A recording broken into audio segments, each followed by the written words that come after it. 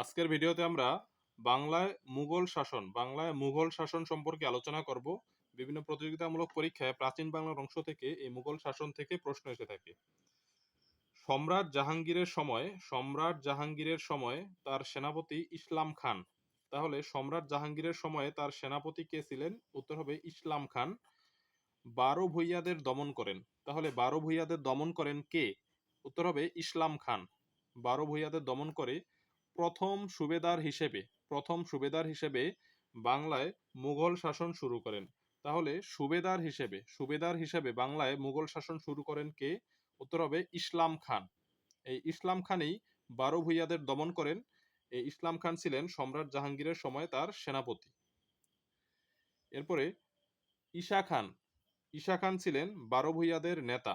তাহলে এই যে 12 ভূঁইয়াদের নেতা ছিলেন ঈশা খান। 12 ভূঁইয়াদের নেতা ছিলেন ঈশা খান। তার রাজধানী ছিল সোনারগাঁও। এই ঈশা খাঁর রাজধানী কোথায় ছিল? উত্তর হবে সোনারগাঁও। সোনারগাঁও ছিল ঈশা খানের রাজধানী। বড় বড় স্বাধীন জমিদারদের 12 ভূঁইয়া বলা হতো। তাহলে 12 ভূঁইয়া বলা হতো কাদের? উত্তর হবে বড় বড় স্বাধীন জমিদারদের। বড় বড় স্বাধীন জমিদারদের 12 ভূঁইয়া বলা হতো। সুবেদার ইসলাম খান যিনি প্রথম সুবেদার হিসেবে বাংলায় মুঘল শাসন শুরু করেন। এই সুবেদার ইসলাম খান 1610 সালে, সালটা মনে রাখতে হবে, খুবই গুরুত্বপূর্ণ, 1610 সালে ঢাকাকে রাজধানী করেন। তাহলে ঢাকা প্রথম রাজধানী হয় কত সালে? উত্তর হবে 1610 সালে। কে করেন? ইসলাম খান করেন। ঢাকাকে রাজধানী করেন তিনি, ইসলাম খান করে সুবা বাংলার রাজধানী রাজমহল থেকে ঢাকাতে নিয়ে আসেন। তাহলে ঢাকা প্রথম রাজধানী হয় 1610 সালে। কে করেন রাজধানী? সুবেদার ইসলাম খান। ইসলাম খান ঢাকার নাম পরিবর্তন করে রাখেন জাহাঙ্গীরনগর। এই ইসলাম খানই কিন্তু ঢাকার নাম পরিবর্তন করে জাহাঙ্গীরনগর রাখেন ঢাকার নামটা পরিবর্তন করে। ধোলাই খাল খনন করেন কে? ধোলাই খাল খনন করেনও ইসলাম খান। ধোলাই খাল খনন করেনও কে? ইসলাম খান।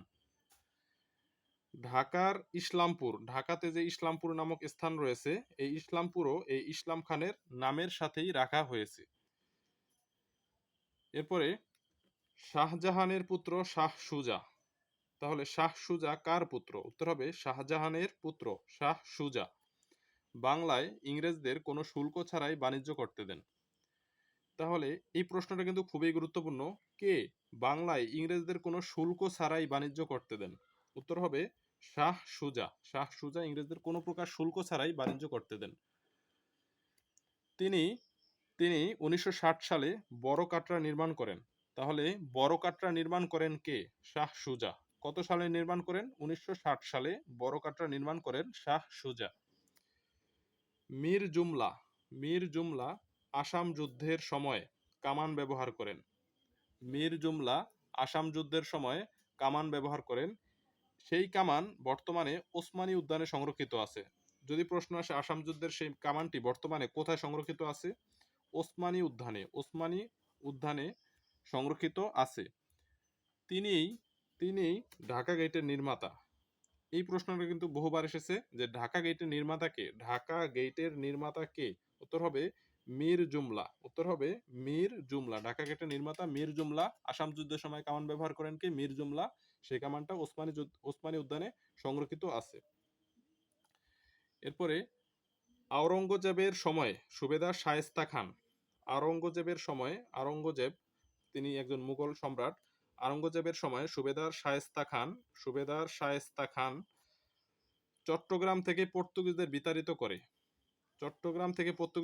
বিতাড়িত করেন কে? সুবেদার শায়েস্তা খান। বিতাড়িত করে চট্টগ্রামের নামকরণ করেন ইসলামাবাদ। আমরা পড়েছি যে চট্টগ্রামের আদি নাম কি? চট্টগ্রামের আদি নাম ইসলামাবাদ। এই চট্টগ্রামের নাম ইসলামাবাদ কে করেছিলেন? ইসলামাবাদ করেছিলেন সুবেদার শায়েস্তা খান।